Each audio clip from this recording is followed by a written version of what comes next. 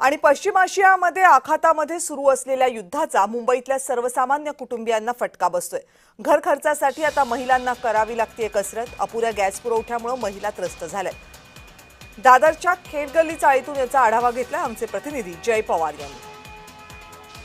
ताई, कसं बघता एकंदरीत ज्या पद्धतीने युद्धाच्या परिणाम आता महाराष्ट्रामध्ये उमटू लागले आहेत, एलपीजी गॅस सिलेंडरचे दर वाढू लागलेत, परवडतंय का? कसं गॅसचे दर वाढलातच, परंतु दुसरेही तेल महागली आहेत। 150-200 रुपये गोड तेल झालं, खायचं तेल, तर आम्हाला कसं परवडेल? एका माणसाला 1 किलो तेल 10 दिवस जात नाही। पाण्यासारखं तेल वापरायचं कसं? बरं तेच नाही, धान्य गहू 50-60 रुपये किलो, ज्वारी 70 रुपये किलो, दळायला 10 रुपये। मग ते परवडलं पाहिजे ना गोरगरिबांना। बरं काय त्या गॅसवर आपण 4 भाकरी भाजून कोणाला तर द्यावे, तर ते पण परवडत नाही आपल्याला। काय करायचं ह्याच्यावर? हे सरकारने त्याच्यावर दखल घेतली पाहिजे ना, घेतच नाहीत। नक्कीच या दरवाढीचे परिणाम घरामध्ये कशा पद्धतीने पाहायला मिळत आहेत? घर खर्चामध्ये याचा काही फरक जाणवतोय का आपल्याला? घर खर्चामध्ये म्हणजे पगार वाढलेले नाहीयेत, पण किमती सगळ्या वाढत चाललेल्या आहेत।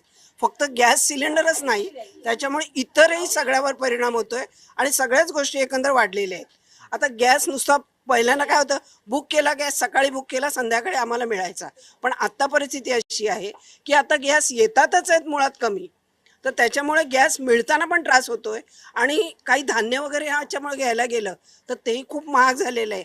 साध्या साध्या गोष्टींसाठी हे होते।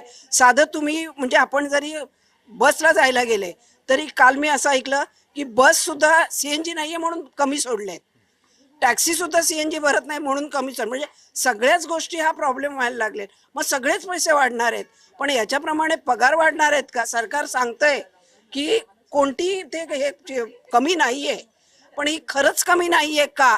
का हा फक्त एक म्हणजे बबल असा हे केलेला आहे?